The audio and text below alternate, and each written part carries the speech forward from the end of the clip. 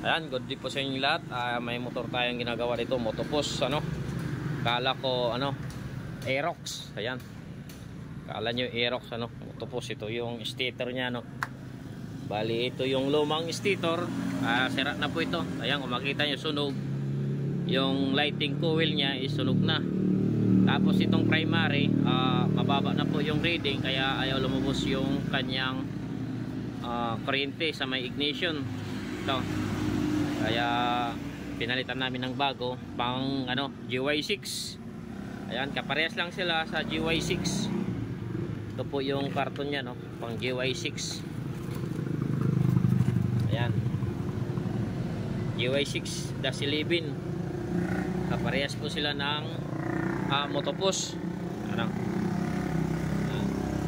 Ngayon ito yung bago, ito po yung isalang natin, ano.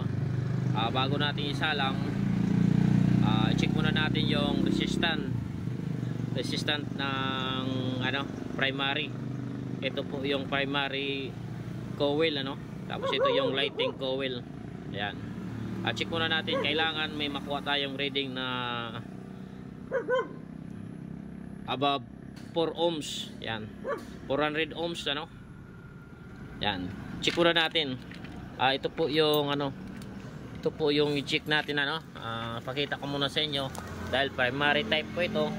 Ito po yung kanyang primary wire. Ito po yung primary wire na may kulay red. Ayan, kulay red, stripe black. Yan po yung mga sinyalis ng mga primary. Sa Honda man, sa TMX Alpha, TMX 155, kapag may primary, ito po yung mga wire, ano, red, black. Yan, nandito po yan. Yan, kung makita nyo, yan, nakakonect sa primary. Ito yung ground, ito naman yung primary. Okay, check muna natin, ano. Okay, check muna natin yung resistance, ano, ng primary. Okay, ito yung bagong digital tester, ano. Ayan, subukan muna natin, ano. I-reading yung primary. Ito po yung wire ng primary, ano. Bali, ayan po, ito po yung red, ito po yung primary. At kailangan may reading po tayo na 400 plus, ano, sa primary. Ayan po yung reading nya. Tapos yung ground, ito dito yan, ano, sa ito to, or dito, pwede rin dito. Ayan, kung makita nyo, yan. Yan, tapos dito sa ground. Yan. Yan, kung nakita nyo, nasa 422 kilo ohms. Ayan, may 422 kilo ohms tayo. Bali, goods po yung primary. Pasok po sa range, ano, na 400 to 500 yung range nya. Okay, next natin, subukan muna natin yung pulser. Ito yung pulser, ano. Ito yung galing ng pulser, ano, kulay blue. Ayan, dito na lang tayo para makita ng, ayan, ito yung pulser, ano. Okay, reading natin yung pulser, kailangan nasa 140 plus, ano. Okay, or 100, hindi lang bababa sa 100, ano. Okay, yung range nya is maglalaro lamang sa 100 to 300 or 280. Ayan, tingnan nyo dito at ititis natin yung kanyang reading. Kailangan alam nyo po ito para bago nyo ilagay yung stator, alam nyo na goods po yung stator nyo. Okay, test natin, lagay sa ground. Oops, dali, ayaw. Ito pala yung ground, ano.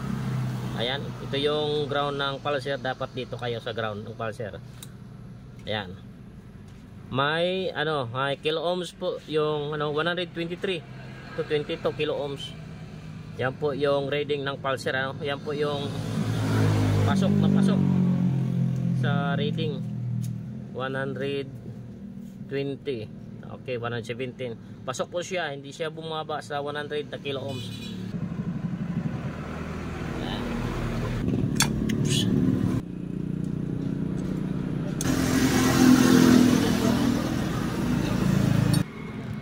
Ayan, ilagay na po natin, ano, Okay, bali dito sa sakit kasi yung sakit ng ng GY6 ay maliit. Nandito po yung 3-piece wire na yellow, yung sa charging. Okay. Ito po yung wire ng charging itong tatlong kulay yellow. Yung kulay yellow yan. Bali itong tatlong yellow, puputulin ko na lang ito. Pati yung kulay green. Yan, yung ground dahil yung dating stator, ito po yung dating stator, ayan. Ayan. Ito po yung dating stator connection. Ayan, kung makita nyo, kakaiba po yung kanyang sakit. Makapal, malaki. Ayan. Bali putulin na lang ito, tapos i-transfer ko dito sa kabila para pagdating dito plug and play na lang. Okay. Ayan, nailagay na natin yung tatlong wire na galing sa sa lightings, sa stator. Ito yung ground. Okay, organize na lang natin, tapos subukan natin itong paandarin mamaya.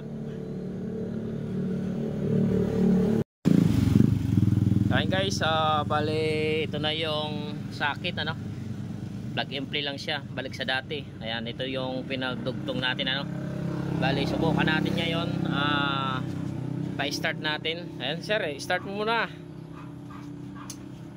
Ayan, may kuryente. Tapos subukan natin yung kanyang ignition kung may kuryente na. Start sir, paki-start.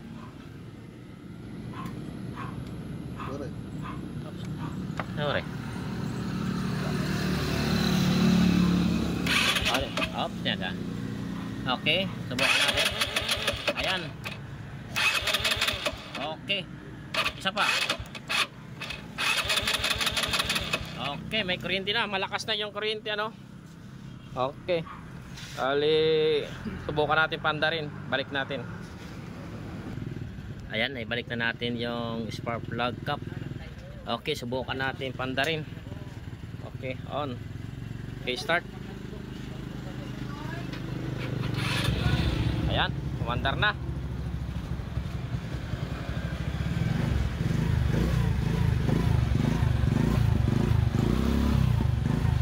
Ayan.